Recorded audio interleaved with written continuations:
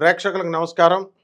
ఈరోజు మన స్టూడియోలో డాక్టర్ చిట్టిబొట్ల మధుసూదన శర్మ గారు, ప్రముఖ ఆయుర్వేద లైంగిక నిపుణులు డాక్టర్ గారు వచ్చారు మనకి. మరి డాక్టర్ గారు నమస్కారం. నమస్తే అండి. ఇంతకుముందు వీడియోల్లో మనం ఈ ప్రీమెచ్యూర్ ఎజాకులేషన్ గురించి, శీఘ్రస్ఖలనం గురించి మాట్లాడారు. తర్వాత మనము ఈ యొక్క ఎరెక్టైల్ డిస్ఫంక్షన్ గురించి, లైంగిక పటుత్వం లేకపోవడం గురించి మాట్లాడాం.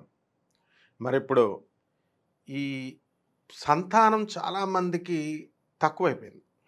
అసలు పిల్లలు పుట్టడం లేదు. ఈ యొక్క ఫర్టిలిటీ సెంటర్స్ ఎక్కువైపోయినాయి. ఈ ఇన్ఫర్టిలిటీ ప్రాబ్లము ఈ స్త్రీలలో కానీ పురుషుల్లో కానీ మనకి ఏం చెప్తున్నారంటే, మరి స్పెర్మ్ కౌంట్ సరిగ్గా లేకపోవడము, అందువల్ల మీకు పిల్లలు పుట్టడం లేదని చెప్పేసి లక్షలాది రూపాయలు మెయిన్గా ఈ కాన్సెప్ట్ మీద తీసుకుంటున్నారు.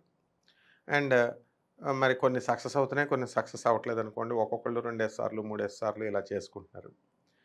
అసలు మామూలు పామర్లందరికీ కూడా, మన ప్రేక్షకులందరికీ కూడా, పండితులకే కాకుండా నాన్ మెడికల్ స్టూడెంట్స్కి కూడా బాగా అర్థమయ్యేలాగా అసలు ఈ స్పెర్మ్ కౌంట్ ఏంటి, ఈ లక్ష్య సాధనకి మనం ఈ యొక్క లైంగిక క్రియ చేసుకుంటారు, కేవలము గ్రాటిఫికేషన్ ఆఫ్ సెన్సెస్ కాకుండా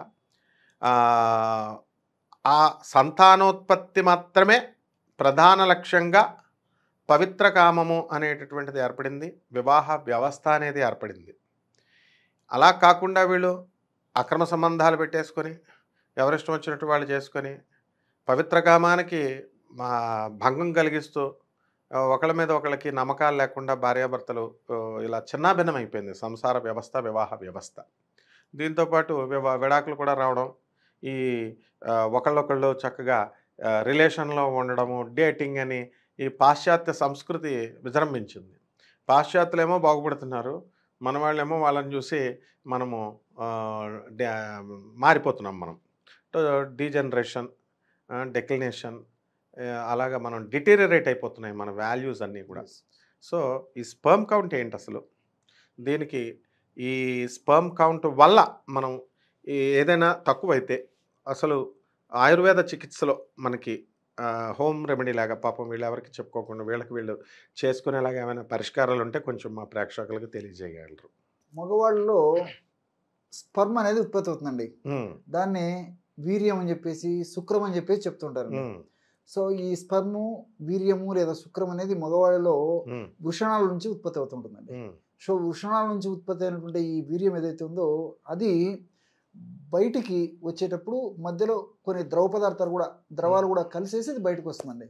అందుకే మనకు ఆ ద్రవ రూపంలో ఉంటుందన్నమాట. అది ఆ ద్రవ రూపంలో ఉన్నటువంటి వీర్యంలో అనేక రకాలైనటువంటి పోషకాంశాలు, అదేవిధంగా కొన్ని లక్షల మిలియన్లు కూడా ఈ యొక్క వీర్య కణాలు ఉంటాయండి.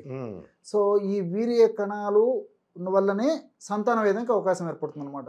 అంటే ఈ వీర్య కణాలు స్త్రీలలో గర్భాశయంలో ప్రవేశించి గర్భాశయంలో ఉన్నటువంటి అండాన్ని చేరి తర్వాత ఫలదీకరణ చెందిన తర్వాత క్రమక్రమంగా గర్భావస్థ ప్రక్రియ మొదలవుతుంటుంది. అది మీరు అన్నట్లు ఈ రోజుల్లో చాలా మందికి వీర్య కణాలకు సంబంధించినటువంటి ఈ యొక్క సంఖ్యల పరంగా కానీ, అంటే కౌంట్ పరంగా కానీ, క్వాలిటీ పరంగా కానీ, క్వాంటిటీ పరంగా కానీ చాలా ఇబ్బందులు ఎదురవుతున్నాయండి.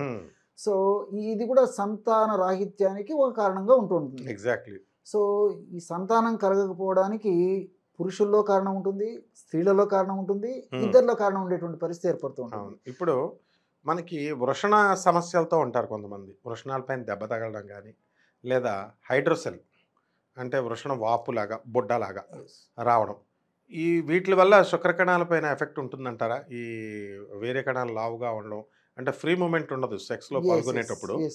ఆ ఫ్రీ మూమెంట్ ఒకటేనా ప్రాబ్లము, లేకపోతే ఈ హైడ్రోసెల్ ఆపరేషన్ చేయించుకోవడం వల్ల ఈ ద్రవాలు ఏమైనా దానిపైన, ఈ ఎజాకులేషన్ పైన ఏమైనా ఎఫెక్ట్ ఉంటుందా? అది మొదటి సమస్య.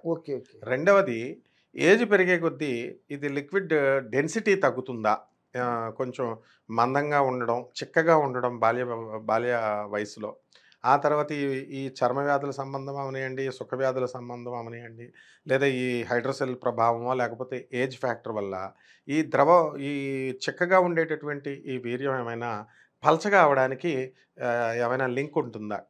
ఇవన్నీ కూడా మా ప్రేక్షకులకు తెలియజేస్తారు. ఓకేనండి. ఆ వృషణాల భాగంలో ఏది అంటే ఒక రకమైన ఫారిన్ బాడీ అని చెప్పుకోవచ్చు స్థూలంగా. వేరే రకమైన అసౌకర్యం ఏదున్నప్పటికీ పరోక్షంగా శుక్రకణాల ఉత్పత్తికి అది ఇబ్బంది పెట్టేటువంటి పరిస్థితి ఏర్పడుతుందండి. ఎగ్జాక్ట్లీ. సో మీరు చెప్పినట్టు నీరు ఉండడం కానీ లేకపోతే ఇన్ఫెక్షన్ ఏదైనా ఉండడం కానీ ఆ భాగంలో ఉండడం వల్ల శుక్రకణాలు సమర్థవంతంగా అంటే ఈ యొక్క బీజాలు సమర్థవంతంగా శుక్రకణాలు ఉత్పత్తి చేయలేకపోయేటువంటి పరిస్థితి ఏర్పడుతుంది. అది కొంతవరకు.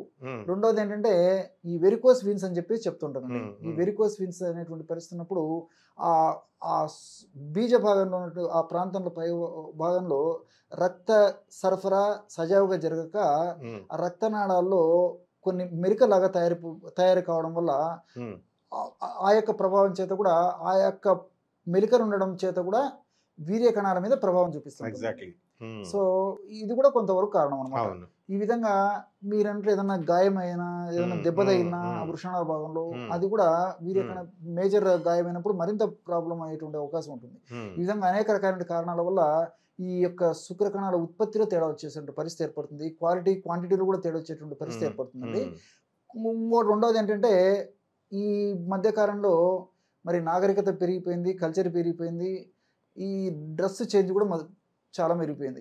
సో గట్టిగా ఈ యొక్క అండర్వేర్ వేసుకోవడము, తర్వాత ఈ జీన్స్ ప్యాంట్స్ వేసుకోవడము, దీనివల్ల ఆ భాగంలో వేడి జనరేట్ అయిపోయి వేడి వల్ల కూడా అధిక వేడి వల్ల కూడా అది చాలా సూక్ష్మమైనటువంటి ఇది కదా భాగము.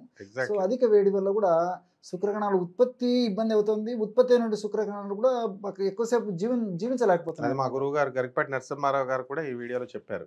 డ్రెస్సింగ్ గట్టిగా లంగోటాలు కట్టుకోవడం, టైట్ పెట్టుకుంటుంటే ఇంకా పిల్లలు ఏం పుడతారు అని చక్కగా పాపం ఆయన శ్రమలో ఇప్పుడు మన స్టూడెంట్స్కి ఎడ్యుకేట్ చేయాలి. ఈ ఎడ్యుకేషన్ లేకపోవడం వల్ల టైట్ డ్రాయర్లు వేసుకుంటున్నారు, వాళ్ళు లంగోటాలు కట్టుకుంటున్నారు అట్లా. సో ఈ పలచబడ్డం అసలు వీర్యం పలచబడుతుందా? ఈ సేమ్ ఏజ్ గ్రూప్ వాళ్ళకి చిన్నప్పటి నుంచి ఈ ఏజ్ అంతా కూడా ఉన్నప్పుడు పలచబడుతుందా, లేకపోతే అదే చెక్క డెన్సిటీ మీరు అన్నట్టు క్వాలిటీలో తేడా వస్తుందన్నారు, క్వాంటిటీలో తేడా వస్తుందన్నారు. పలచబడ్డానికి కారణాలు ఏమైనా ఉంటే కారణాలు అధిగమించడానికి మనకి ఏమైనా చిట్కాలు ఉంటాయా? Okay okay. దాని ప్రభావం సంతానం పైన ఏమైనా ఉంటుందా? సర్వసాధారణంగా ఒక వయస్సు వచ్చిన తర్వాత ఈ హార్మోన్స్ ఉత్పత్తి జరగడం వల్ల ఈ యొక్క ప్రభావం చేత శుక్రకణాల ఉత్పత్తి జరుగుతుంటుంది, అదే వీర్యకణాల ఉత్పత్తి జరుగుతుంటుంది. ఇది కంటిన్యూ కొనసాగేటువంటి ప్రక్రియ అండి. కాబట్టి వయస్సు వచ్చిన తర్వాత ఈ యొక్క చిక్కదనం తగ్గిపోవడం అనేటువంటి సంబంధించిన వాటికి అంతా శాస్త్రీయమైన ఆధారాలు అయితే లేవండి. సో రెండోది అంటే ఇతర కారణాల వల్ల శుక్రం పలచబడేటువంటి అవకాశం ఉంటుంటుంది, కానీ జనరల్గా ఆరోగ్యవంతులకైతే అలా జరగదండి. ఇంకోటి ఏంటంటే వయస్సు రీత్యా మీ దేహధర్మాల రీత్యా శుక్రం యొక్క ప్రమాణం తగ్గేటువంటి అవకాశం కొంతమందిలో ఉంటుందండి. ఏ విధంగా అయితే డిజనరేటివ్ ప్రాసెస్ స్టార్ట్ అవుతుందో, ఏ విధంగా అయితే కీళ్ళ నొప్పులు మొదలవుతాయో, అదేవిధంగా కంటికి సంబంధించిన ఇబ్బందులు వస్తాయో, పంటికి సంబంధించిన ఇబ్బందులు వస్తాయో, తర్వాత ఈ చెవులకు సంబంధించినటువంటి ఇబ్బందులు వస్తాయో, చర్మానికి సంబంధించినటువంటి ఇబ్బందులు వస్తాయో, జీర్ణాశ సంబంధించినటువంటి ఇబ్బందులు వస్తాయో, అదేవిధంగా వీళ్ళకు కూడా శుక్రచ్యుతమైనప్పటికీ అది క్వాంటిటీ ఇంతకుముందు యుక్త వయస్సులో ఉన్నటువంటి క్వాంటిటీ రాకపోయేటువంటి అవకాశం ఉంటుంది. అంతవరకే ఉంటుంది, కానీ వేరే రకమైన ఇబ్బందులు అయితే ఉండవండి. అద్భుతంగా చెప్పారు. తర్వాత మనకి ఈ యొక్క చిట్కాలు, ఇటువంటి సమస్యలు ఏమొచ్చినా సరే హోమ్ రెమెడీస్ లాగా వాళ్ళు ఈ యొక్క సంతానం స్పర్మ్ కౌంట్ని ఇంకా పెంచుకోవడం కోసమో, లేకపోతే లక్ష్యం ఏమిటి, సంతానం కలగడం, దానికి వీళ్ళు చేయాల్సినటువంటి ప్రాథమిక ప్రైమరీ ఎయిడ్ కింద ఏమైనా వీళ్ళు చేసుకోవచ్చా? ఓకే ఓకే, ఇంట్లోనే. తప్పకుండా అండి. దీనికి సంబంధించి మంచి ఇది చెప్తాను చూడండి. డ్రై ఫ్రూట్స్ అనే అద్భుతమైన ఔషధాన్ని తయారు చేసుకోవచ్చు. దీనికి బాదం పప్పు, జీడిపప్పు, పిస్తా పప్పు, ఆకురోటు, అంజీరా. ఓ వండర్ఫుల్. అందుకే శోభనంలో ఈ డ్రై ఫ్రూట్స్ పెట్టి పాలు పెట్టేవారు. ఎగ్జాక్ట్లీ. బాదం పప్పు, పిస్తా పప్పు, జీడిపప్పు, ఆకురోటు పప్పు, అంజీరా, ఈ పదార్థాలన్నీ సమానంగా తీసుకునేదండి. సమానంగా తీసేసుకొని మిక్సీలో వేసేయచ్చు, లేకపోతే రోలు కానీ ఇలాంటి విధంగా వస్తుంటే మెత్తగా దంచేసి కలిపేసుకోవాలండి. దీని కాన్సెప్ట్ అది. ఆ విధంగా ఆ పదార్థాలన్నీ బాగా కలిపేసి ఒక గాజు సీసాలో నిల్వ ఉంచుకొని రోజు ఉదయం పరిగెడపం ఒకసారి, రాత్రి పడుకునేటప్పుడు మరొకసారి 1/2 టీ స్పూన్ నుంచి 1 టీ స్పూన్ వరకు ఈ యొక్క పౌడర్ని తీసుకొని 1 కప్ ఆఫ్ మిల్క్లో కలుపుకొని, మరి ఈ షుగర్ ఇలాంటివి లేకపోతే వాళ్ళు కాస్త బెల్లం, తేనె ఇలాంటివి వేసుకోవచ్చండి. అలాంటివి ఉంటే మాత్రం అవి లేకుండా కేవలం ఇదే పౌడర్ని పాలలో కలుపుకొని తీసుకోవచ్చు. అందులో స్వచ్ఛమైనటువంటి ఆవు నెయ్యి దొరికేట్లయితే ఆవు నెయ్యి కలుపుకోవడం వల్ల కూడా ఫలితాలు మరింత సత్వరంగా, శీఘ్రంగా వెంటనే కలిగేందుకు అవకాశం కూడా ఉంటుంది. ఒకవేళ ఆవు నెయ్యి దొరకని పక్షంలో స్వచ్ఛమైనటువంటి గేదె నెయ్యి అయినా పర్లేదండి, అది ప్రత్యామ్నాయంగా. సో ఈ అసలు మనకు స్వచ్ఛమైనటువంటి గేదె నెయ్యి దొరకకపోయి ఆవు నెయ్యి దొరకకపోతే ఇవి వాడకుండా కేవలం నేను చెప్పినట్లు ఈ పౌడర్ని పాలలో కలుపుకొని ఇంత కాస్త బెల్లం కానీ లేకపోతే కాస్త తేనె కానీ కలుపుకొని రెగ్యులర్గా కొన్నాళ్ళ పాటు తీసుకోవడం వల్ల ఈ యొక్క సమస్యకు మంచి పరిష్కారం దొరుకుతుందండి. బ్రహ్మాండంగా చెప్పారండి డాక్టర్ గారు. చాలామందికి మీ ఈ చిట్కాలు ఉపయోగపడతాయి. ధన్యోస్మి.